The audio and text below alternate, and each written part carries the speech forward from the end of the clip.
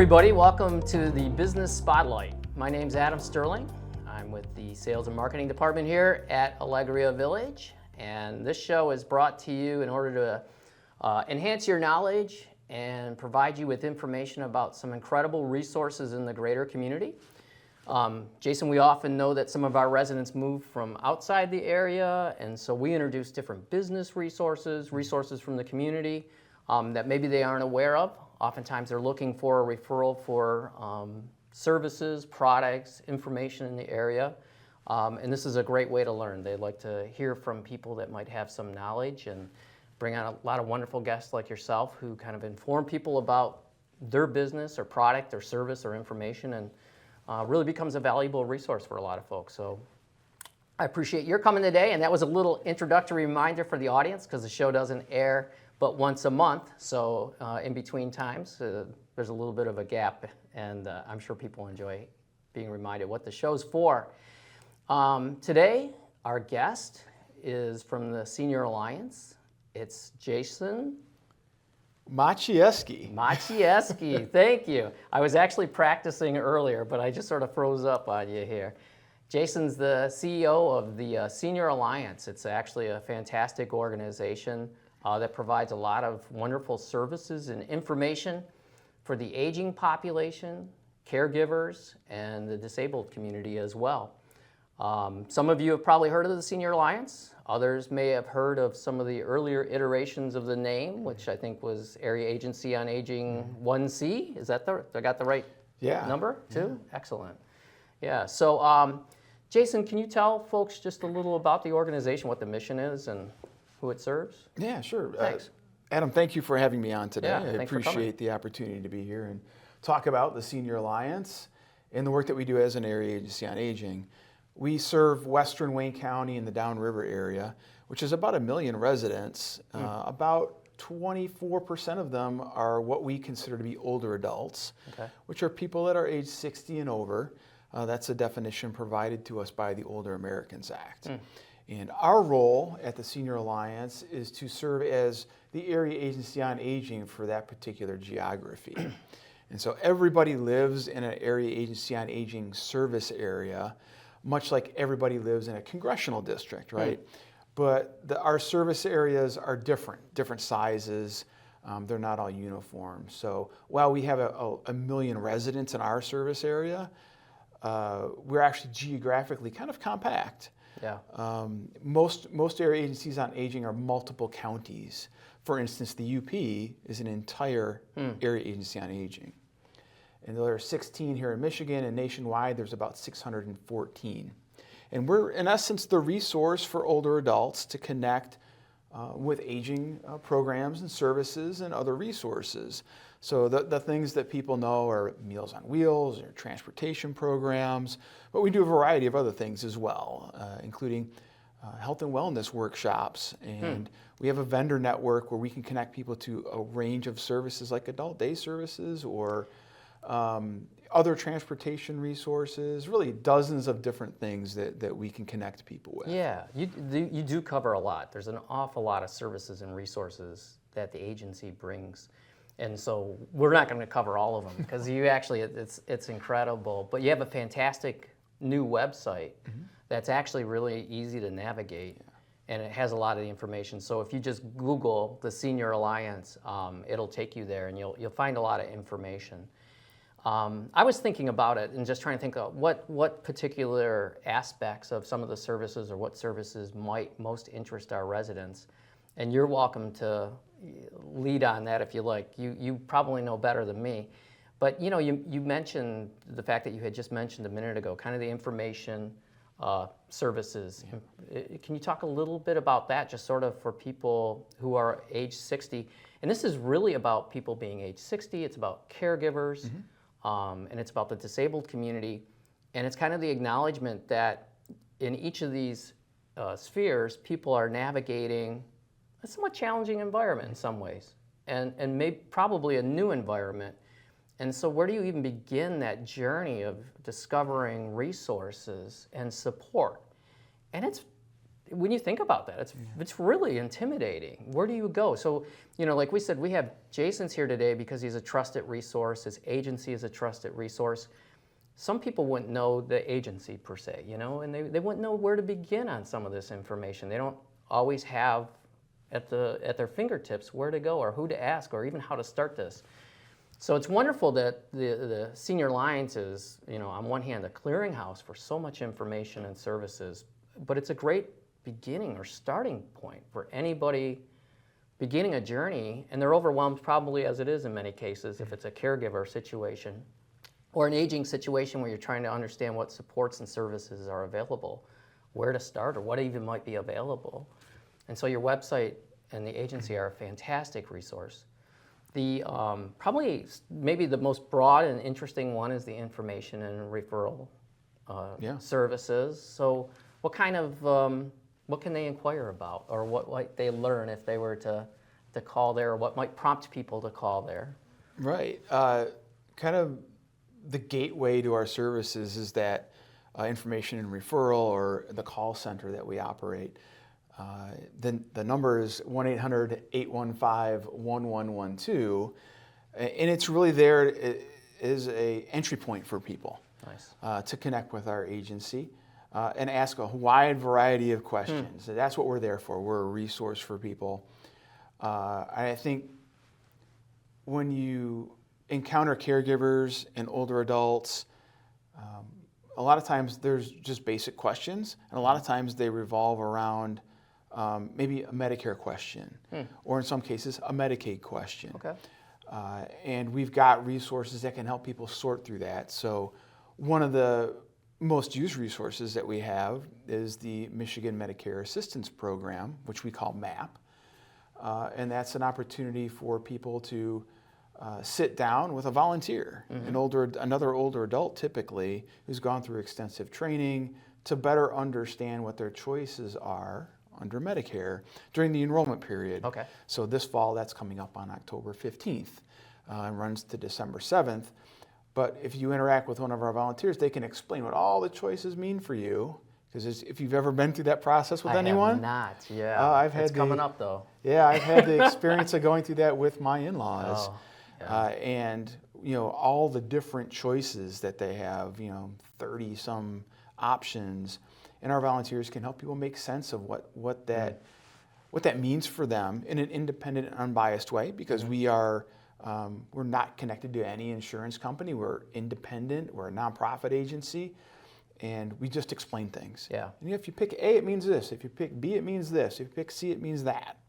So people can make informed decisions about what they're signing up for in Medicare and their Part D prescription plan as well. So that's a resource that a lot of people out in the community use. And you can access that by calling us, and we also do events in the community too. We come out to Dearborn, we come out to neighboring communities in person to do these things as well. Nice. So they could access that by talking to someone over the phone? Yeah. Oh, wow, that's fantastic. I wasn't aware of that. I thought it was always an in-person interaction. But Yeah. that's wonderful, because it's not always possible for people to get out. Right. or convenient. Before COVID, it was a lot of it was in person. And a lot of it was people coming to us in Wayne, where our office is right now. And kind of during COVID, we changed that around to really meet people where they are and to be out in the community. So now I think we have 16 different sites that we go to every month out in the community. So we're meeting people where they're at and continuing to build on that. And it's been so successful that we actually got a national award for it from our National Association, U.S. Aging, about the innovative approach that we have to connecting with people in the community. It makes a lot of sense, doesn't it? Yeah, absolutely. Hopefully we would have gotten there anyways, but COVID sort of pushed things along a little bit. Pushed a lot of things along. Yeah. No, that's fantastic. It's great to hear that. I hadn't realized that part of it. Particularly for that MAP program, when would be the earliest they could talk to somebody?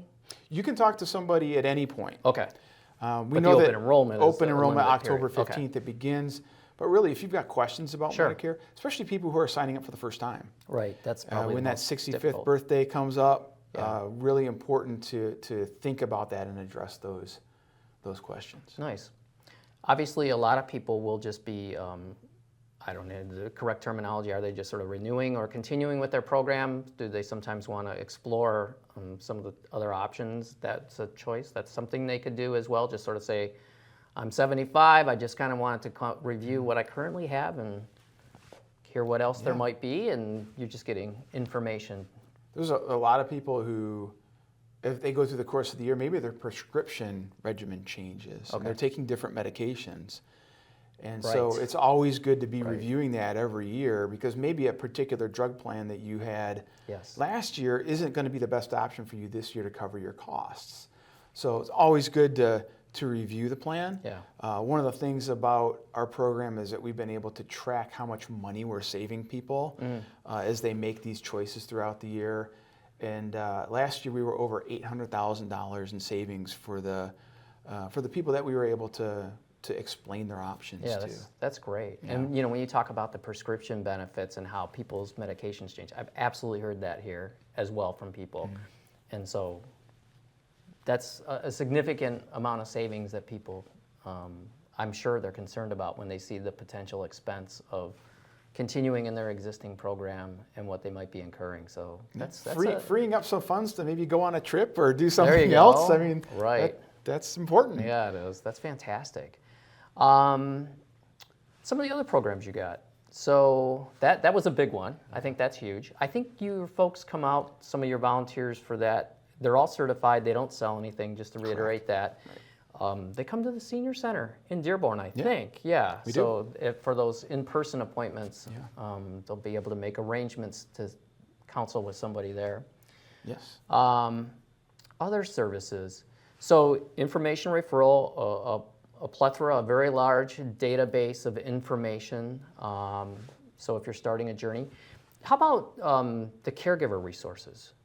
So you have a wonderful section of the website now dedicated towards caregivers.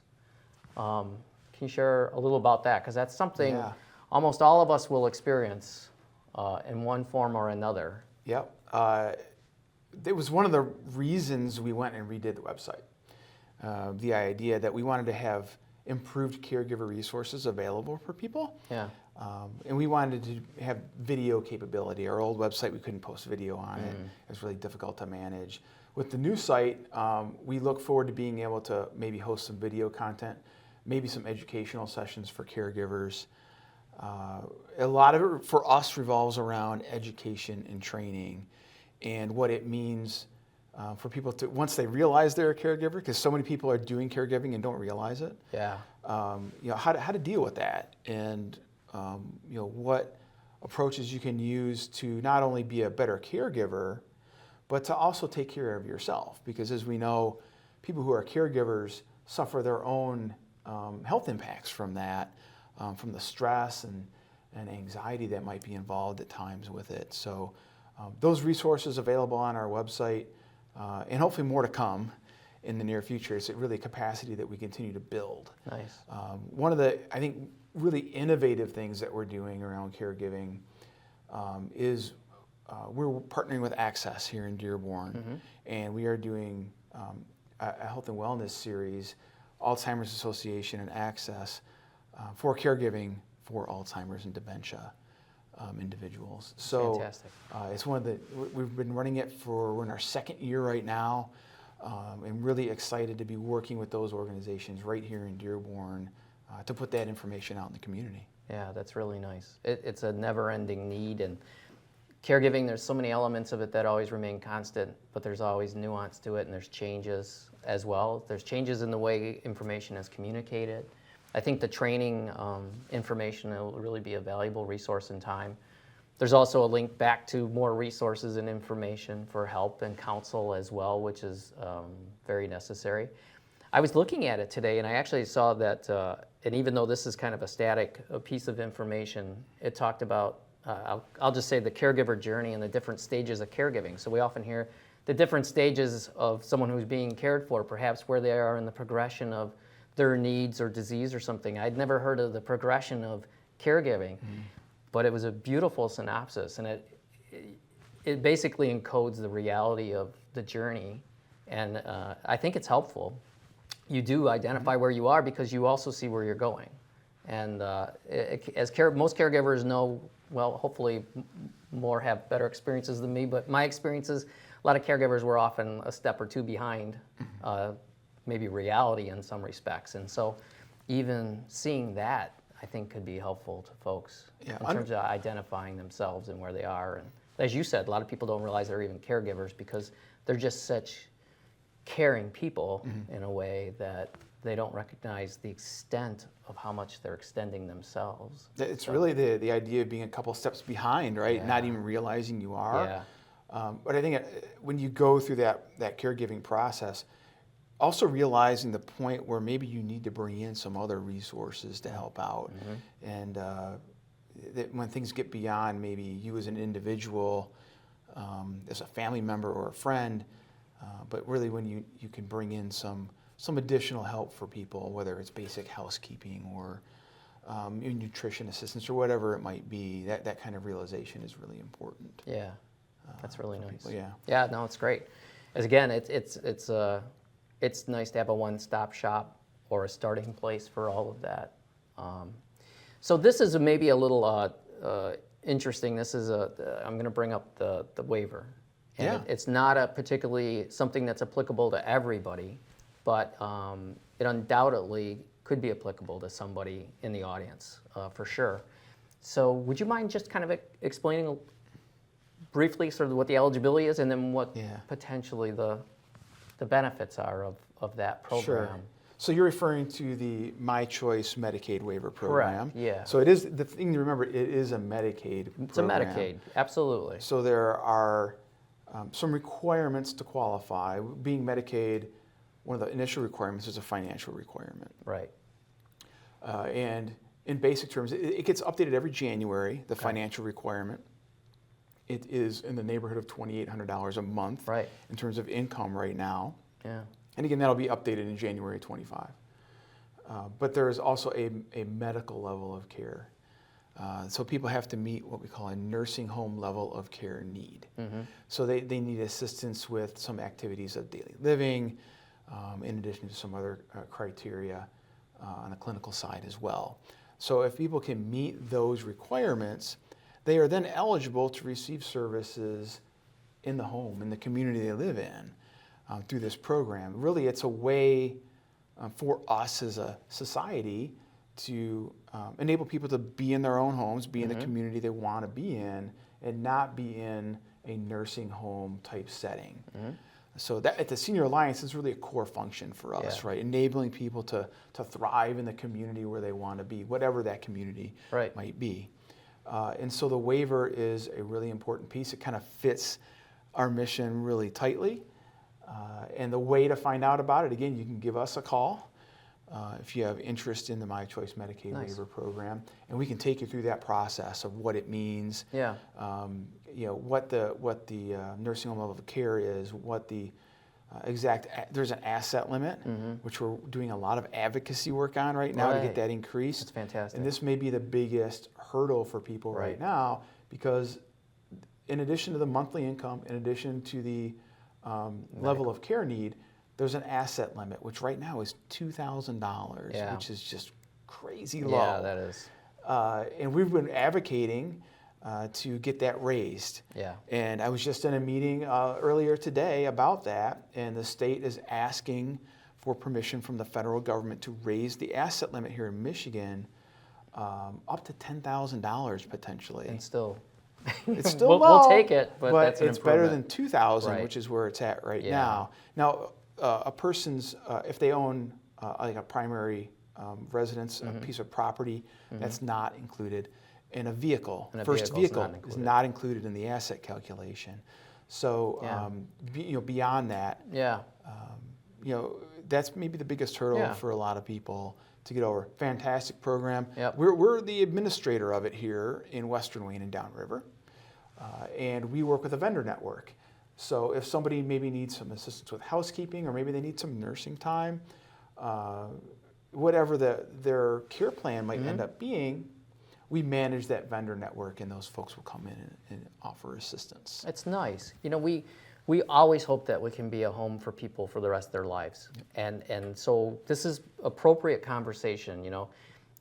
Nobody wants to reach the point of, only having $2,000 in assets and an income not in excess of $2,800, at least at this time.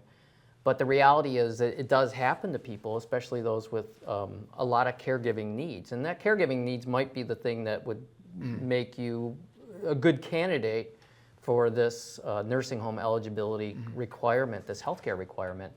So it is a very unique program, and it does keep people from any further impoverishment and allow them to continue to live in the home they're comfortable with. So for instance, if you lived here, but you discovered that yourself or your husband or wife had chronic illness, your expenses, your resources have been depleting over the years, and you really foresee just not having resources available, not having more than $2,000 in assets, and an income that doesn't exceed $2,800.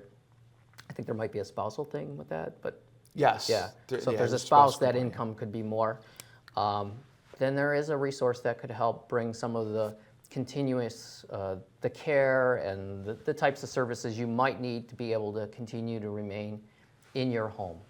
And so it's a fantastic program. I mean, and it keeps people from moving to a nursing home, per se, where they might qualify for Medicaid, but now they're in an institutional environment that they may not really need in terms of the comprehensiveness of what it provides, and they might be able to stay in their home with services. It's a heck of a mission. It is, and it's really important as we move forward with the increase in the older adult population. Yes. Just in general. There's just not going to be enough nursing home space, and we really need to maximize the ability of people to be in the community. A, because it's what most people want, right, and B, just the ability to really provide people longevity and the opportunity to thrive in the community is really such a focus nowadays. That My Choice Medicaid waiver is just a fantastic option for people. Yeah. I'll make a plug for you living here that this is a great option. If you ever are in that situation, you reach sort of the financial and the medical requirements, and you're able to afford to live here with that structure, you're provided the maintenance-free lifestyle, the security, the access to meals, everything that continue to help you thrive, which I think is a tremendous benefit versus being perhaps isolated in a house, which may be better than living in a nursing home, but perhaps certainly not as good as living in a community like this, where there's a lot more support and activity in order to help you thrive. So should folks ever need it, the Senior Alliance is where you want to call to learn more information and see if you might qualify for that type of a service. Certainly with what I've seen here today and the activity that's going on, somebody that might be in a situation where they could take advantage of the My Choice waiver, this is a fantastic environment to be in, to kind of take My Choice and mix it with all the advantages of being here is really a fantastic situation. I agree. I think it'd be fantastic. We'll just touch on one more thing very quickly, and I think that's the Ombudsman program. I think that's another great service. I think people would be surprised. Maybe some people know of it, but I was even surprised. I didn't realize it was with the Senior Alliance. So do you mind briefly describing that for folks and what that is? This is the Long-Term Care Ombudsman program. So we partner with the Michigan Department of Health and Human Services on this program, which we basically have a person who's an ombudsman, and her name is Michelle in our case, and she is responsible for working with the residents of nursing facilities in our service area. And she really is the resident's advocate. She's not an advocate for the family or the caregivers. She's not an advocate for the particular facility. She's an advocate for the resident. And sometimes it's as simple as a resident, maybe they were used to getting a certain type of sandwich at lunch, and then all of a sudden they stopped getting the sandwich, and the resident wants that sandwich back, and she can help them do that, all the way to much more serious issues that might be going on, and helping people. So really, it's bringing a voice for the residents in that entire process in the nursing facility. And for us, this is a really important service that we can provide. And we were successful in our advocacy this past year because we got the state legislature and the governor to put into the budget funding to add a couple of more positions for that, not only in our service area, but really up to maybe 30 more ombudsmen across the state. That's fantastic. So we're going to go from 1 to probably 3, which is fantastic because that one person was covering about 9,000 beds in our service area. Yeah. And now it's going to be a little bit more manageable ratio. Still not exactly what we're looking for, but it's a fantastic resource for people that are in those facilities. Yeah, and they have a voice through the ombudsman. That's wonderful. Yeah. And I heard from her, and she did a wonderful presentation, and she was just talks about it being a very unintimidating experience. And sometimes I think nursing home residents are intimidated, right? And they just sort of feel uncomfortable advocating for themselves. She's there to help you, but without putting you in jeopardy or making it an uncomfortable situation. She's really there as a nice sort of person for advocacy, mediation, and just really bringing some resolution so that everybody's happy at the end of the day. Yep. And it's a nice service. It really, really is. So wonderful. Anything? We're going to scroll the telephone number that you provided. Yeah. So we'll put that under the video as well here. And we will, let me share with folks, we will post this on our intranet on Odyssey. There's a Business Spotlight page there, and we'll put it in for the month of August. So you can find this information and access it into perpetuity as well, so that you'd be able to see it. If I could maybe plug a couple of resources that people can access, right? If you happen to listen to podcasts, if some of the residents are into that, we have a podcast that we put out once a month, which covers so many of our resources. If you want to learn about an individual program, we talk about advocacy a lot on there. I've had members of Congress and the state legislature on. And that's easily accessible if you just search for the Senior Alliance on your favorite podcasting platform. And you can see those. Our website, which you've mentioned, is thesenioralliance.org. If you're into social media, we're on X, formerly known as Twitter. Oh, wow. So that handle is at AAA1C. So we're trying to be accessible in many different ways for folks.